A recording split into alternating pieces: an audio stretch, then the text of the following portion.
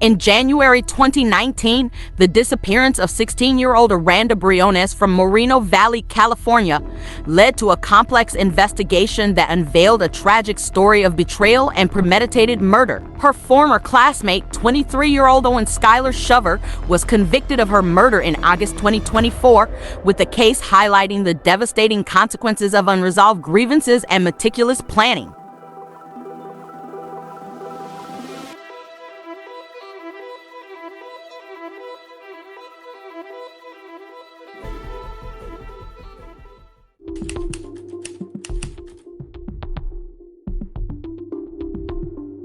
In November 2017, Aranda Briones and her friend, Owen Skyler Shover, were typical high school students who occasionally skipped classes to hang out.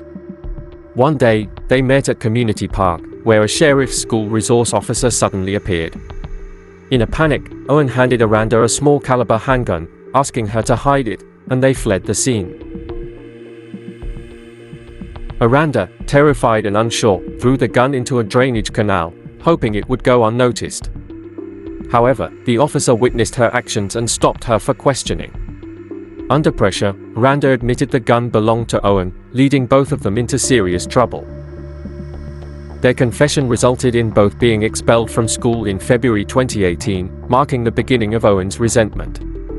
Owen felt deeply betrayed by Aranda's honesty with the police, blaming her for the path his life was now taking. He spent the following months dwelling on her role in his downfall, feeling that she had ruined his future. Owen's anger simmered and soon transformed into thoughts of revenge against Aranda.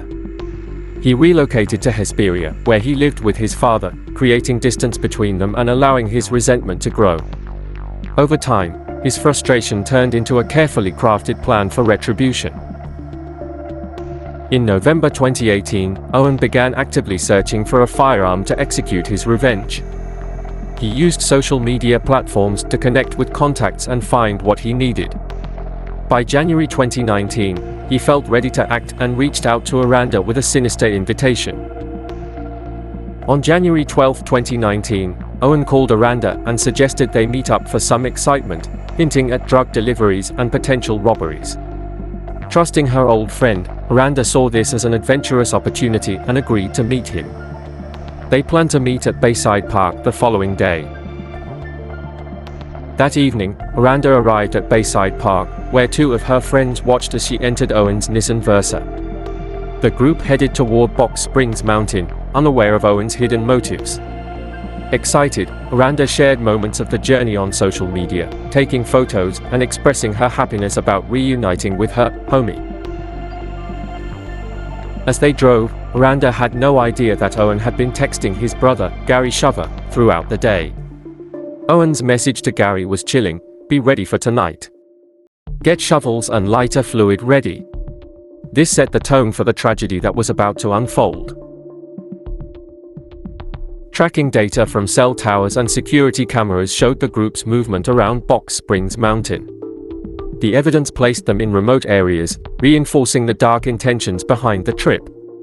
Shortly before 6 p.m., they made a detour to pick up Gary at a mobile home park in San Bernardino.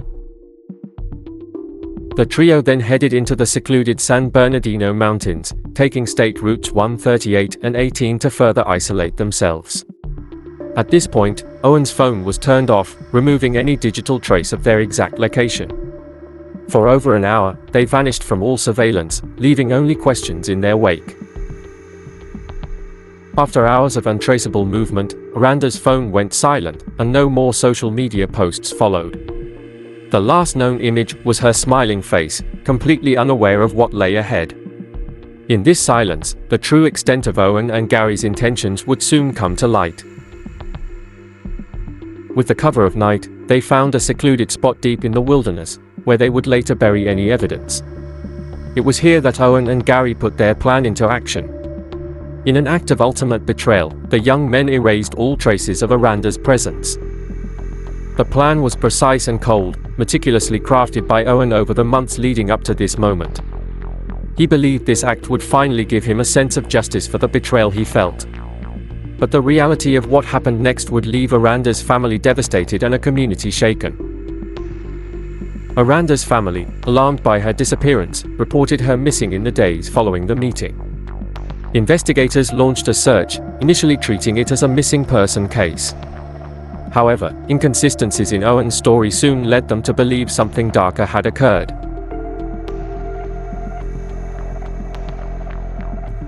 Detectives reviewing security footage noticed contradictions in Owen's claims of dropping her off at a local park.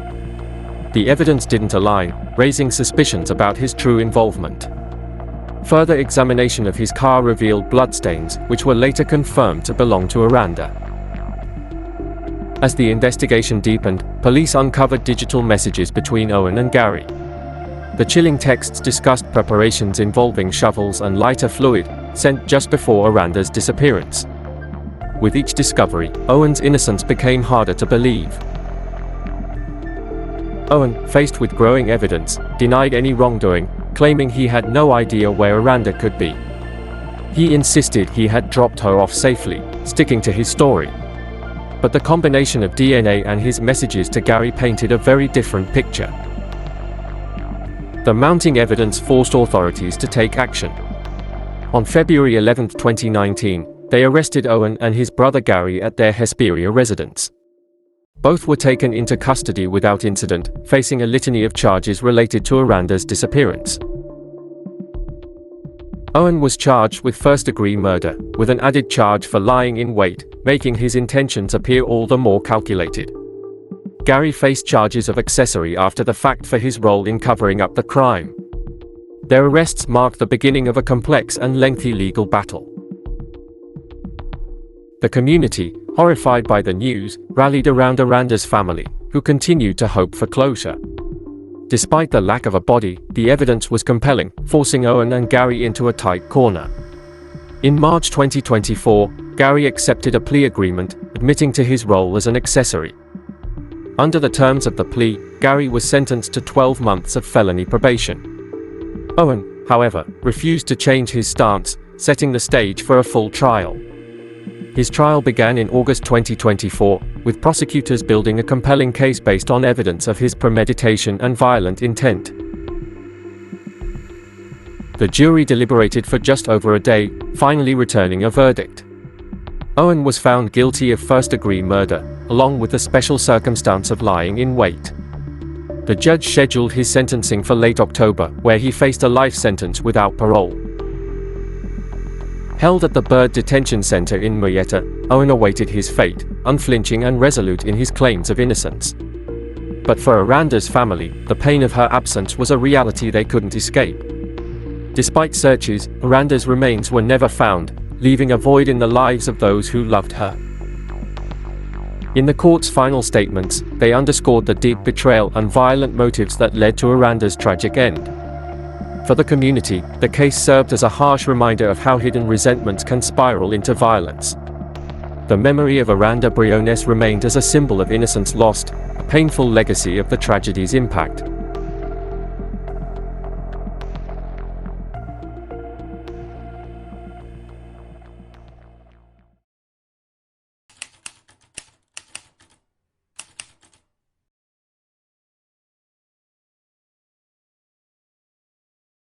All right, so get ready, because this time we're diving deep into a true crime case. One that's just, well, it's chilling, to say the least. Yeah, it's definitely a tough one. We're talking about Aranda Briones. And we're going to be using court records, news reports, all that, to try and piece together what happened. Yeah, trying to figure out how this young woman's life ended so tragically. You know, what really gets me about this case is it all starts with, like, a normal high school friendship. Okay. Aranda Briones and Owen Skyler Shover. Just typical teenagers. Seemingly, yeah. Until November 2017 at Community Park. Community Park? What happened there? Well, Owen needed to get rid of a gun. Okay. And he asked Aranda to help. She, in a moment of panic, I guess, threw the gun into a canal. I mean, probably seemed like the best idea at the time. Yeah, but a school resource officer saw the whole thing. Wow, talk about bad luck. A school resource officer at a park. Right. And to make matters worse, Aranda admitted the gun was Owen's. Oh, so they both got in trouble. Yeah, both of them got expelled. That's rough. And that's where the resentment starts to build for Owen. Okay, so instead of taking responsibility. Right. He sees Aranda's confession as a betrayal. Cost him his future. He felt that way, yeah. And then to make things even more complicated, Owen moves to Hesperia. So that puts some distance between them. You'd think that would help. You'd think. But it seems like the resentment just grows. Yeah, festering in that isolation. Exactly. Over the next year, that feeling of betrayal, it warps into this obsession with revenge. So it's not just anger anymore. No. This is where it gets scary. He actually starts planning something. Wow. And this is where it gets even more disturbing. Like in November 2018, he starts looking for a firearm. Uh-oh. But not in the usual ways. He goes online, social media, looking for people who could get him one. Using social media to buy a gun, that's chilling. It really is. It shows he was really thinking this through, planning it out. This is serious premeditation. By January of 2019, Owen was ready to put his plan into action. So what does he do? He contacted Aranda, acted like he wanted to be friends again, Oh, wow. hinted at some, exciting stuff. So she had no idea what she was getting into. No. Poor girl. She thought it was an adventure. She trusted him. Trusted her old friend. Exactly. Aranda agreed to meet Owen at Bayside Park on January 13th. Okay. That night, with two of her friends watching, she got in Owen's car, and they drove towards Box Springs Mountain. So they're driving toward danger and they have no clue. Right. And of course, being a teenager, Aranda's posting about this whole thing on social media, pictures, excited about hanging out with Owen. Totally unaware of what's really going on. Yeah, it's really sad to see. And Owen's texting his brother, Gary Shover. And the message is just, well, you'll see. Okay, what did it say? You ready for tonight? Get shovels and lighter fluid ready. Oh my God. That's terrifying. Completely different from what Aranda's posting. Like two completely different realities. Exactly. And as they're driving, their cell phone data, security footage, it shows them moving around Box Springs Mountain, going further and further into isolated areas. He's leading them away from people. Yeah. It's like something out of a nightmare. So scary. Right before 6 p.m., they make a stop at a mobile home park in San Bernardino to pick up Gary. So now all three of them are together. Yep.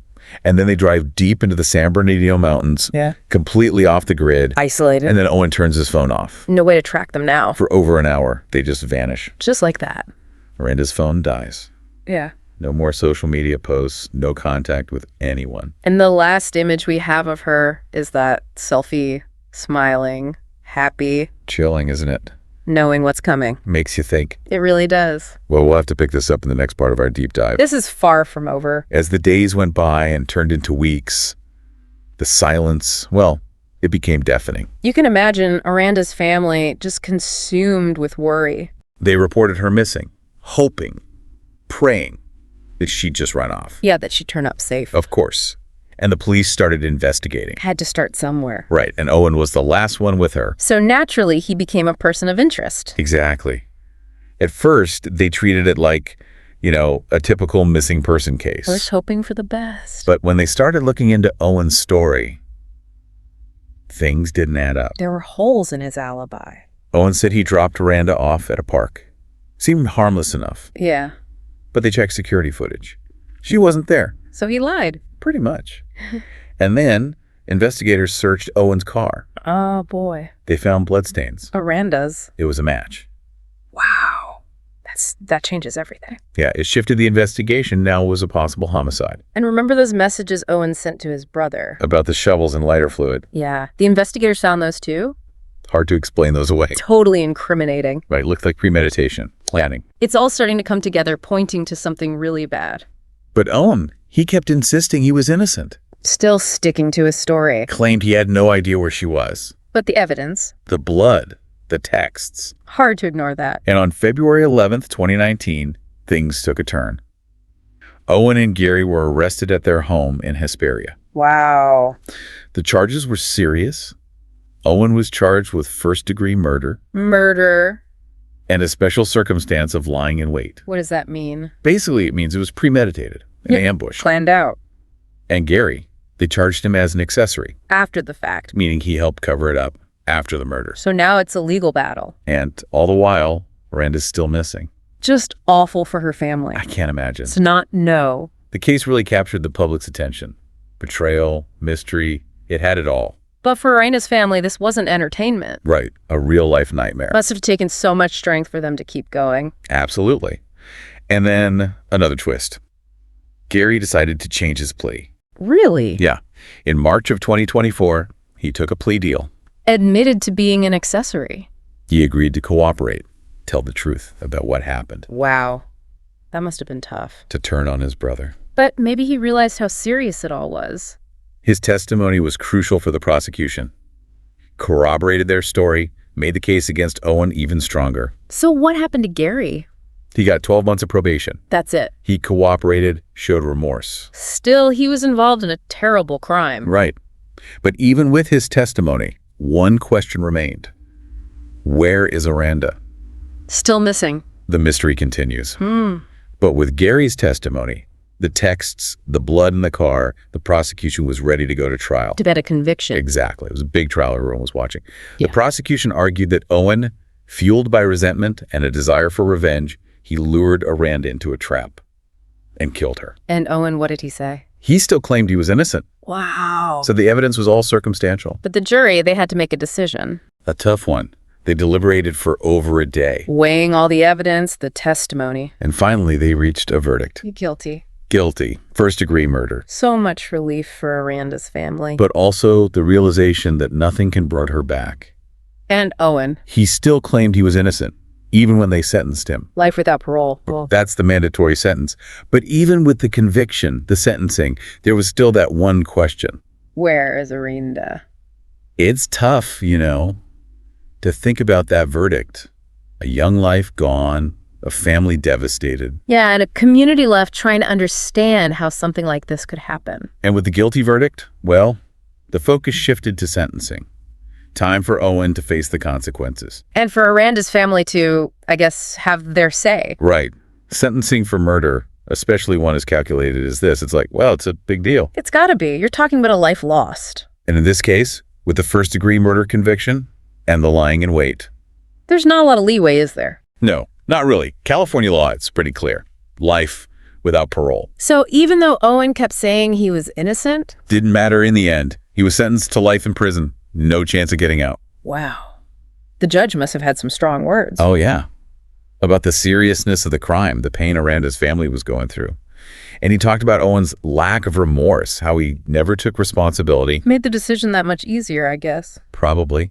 But even with the conviction, the sentencing, there's still a huge piece missing. And They never found her. can you imagine all that searching and nothing? It's something a lot of families of missing people have to deal with. Not knowing. Just adds another layer of pain to everything else they're going through. And it never really goes away. It's like justice was served legally, but how do you find peace when you don't even know where your loved one is? It's just heartbreaking. And there's no easy answer. The legal part might be over. But for Aranda's family, I bet the search for answers, it never really ends. It's a reminder that sometimes justice and closure, they're not the same thing. You're right. Aranda's case, it's a stark reminder of just how fragile life is. And how anger, resentment, how it can lead to such horrible things. It's a lesson we can all learn from. We need to be aware of those feelings, address them before they spiral out of control. It's about open communication, healthy relationships, seeking help when you need it. Absolutely. Maybe that's the most important takeaway from all of this. If even one person can learn from Aranda's story, it might help prevent something like this from happening again. That's what we can hope for. Well, that brings us to the end of this deep dive. It's a tough case, but an important one. Thanks for listening, and we'll see you next time.